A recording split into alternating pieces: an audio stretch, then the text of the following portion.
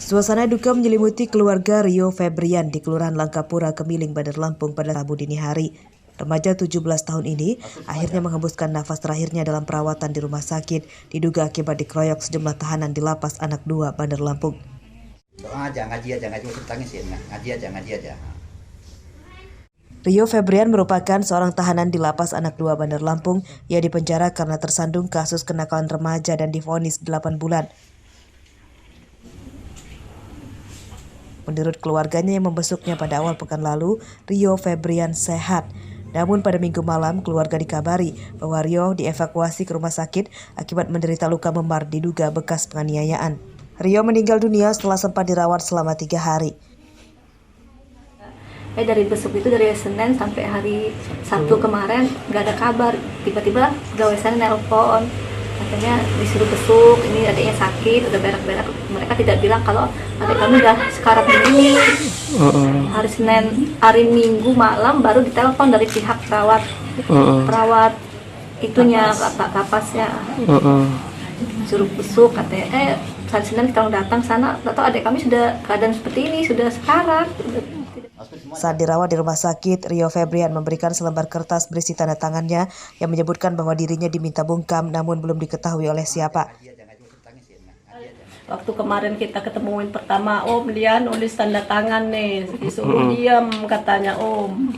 Nih suruh katanya dia udah nulis tanda tangan ini, disuruh diam gini dianya. Suruh siapa itu, Bu? Nggak tahu Kita ini nggak tahu ini apa maksudnya tanda tangan ini. Posisi dia masih sekarat itu Om. Masih sekarang itu cuman dia minta gini, tapi dia kan nggak bisa ngomong. Cuman gini-gini aja dia ngomong, ditanya mau enak tah sama Iya. Rabu pagi, jenazah dimakamkan di TPU dekat rumahnya. Orang tua korban meminta keadilan atas kejadian ini dan pelakunya dihukum seberat-beratnya. Jeffrey Arifin dan Arsadi Saputra melaporkan dari Bandar Lampung. Dan berduka cita.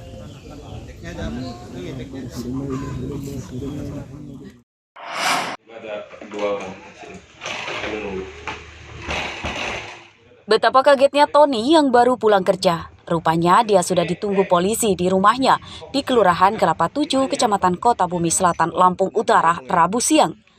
Masih mengenakan seragam ASN, ia ditangkap karena menyambi menjual narkoba. Awasin yang lain ya. Sini, gimana? Dari penggeledahan di rumah pegawai di Dinas BPBD Lampung Utara ini, polisi menemukan belasan bungkus sabu-sabu berbagai ukuran serta timbangan digital. Tersangka kemudian digelandang ke Polres Lampung Utara. Ia berdalih nekat menyambi menjual narkoba untuk membiayai kebutuhan hobinya yang kecanduan judi daring. Sudah berapa lama jualan ini, Ton? Bulan kemarin.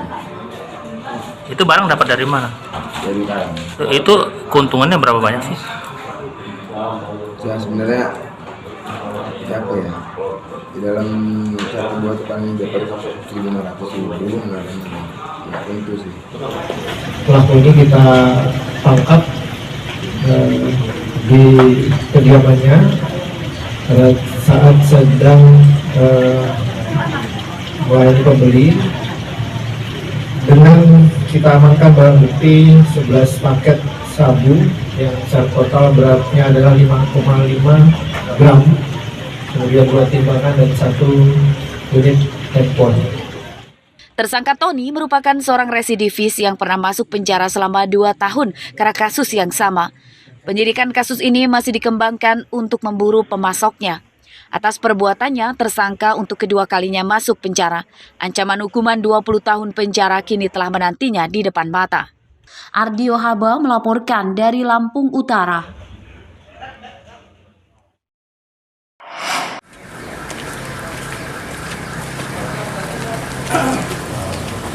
Bukannya menjaga wilayahnya dari kejahatan, seorang anggota perlindungan masyarakat atau Linmas malah nekat mencuri di rumah tetangganya. Tersangka bernama Ibrahim, 35 tahun ini pun harus berurusan dengan polisi. Pria warga Kelurahan Gunung Mas, Bandar Lampung ini ditangkap Polsek Teluk Betung Selatan pada Rabu siang.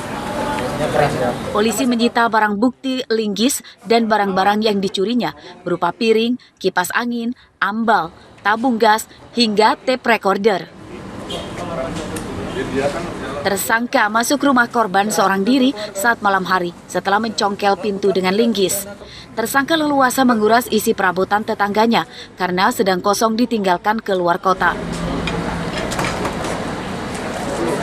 Modus operandi yang dilakukan oleh pelaku dengan cara masuk rumah yang ditinggal oleh penghuninya karena pergi keluar kota pada waktu itu. Kemudian pelaku masuk dengan mencongkel jendela rumah tersebut, rumah korban. Lalu mengambil barang yang berada di dalam rumah tersebut, dek, gelas. Pencurian terungkap setelah dilaporkan korban ke polisi. Atas perbuatannya, tersangka terancam dipecat dari pekerjaannya sebagai aparatur kelurahan dan terancam hukuman 7 tahun penjara.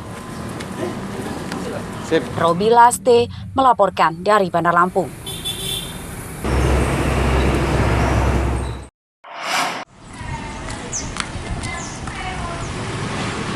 Memasuki musim hujan tiba, Dinas Kesehatan Lampung Utara meminta masyarakat mewaspadai ancaman wabah demam berdarah atau DBD.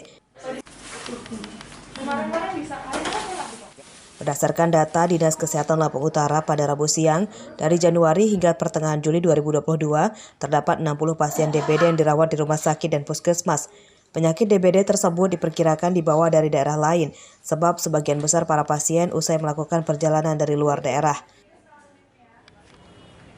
8 kecamatan di Lampung Utara masuk sebagai wilayah endemik DBD, diantaranya Kecamatan Kota Bumi Kota, Kota Bumi Selatan, Kota Bumi Utara, Bunga Mayang, Abung Selatan, Belambangan Pagar, Bukit Kemuning, dan Sungkai Selatan.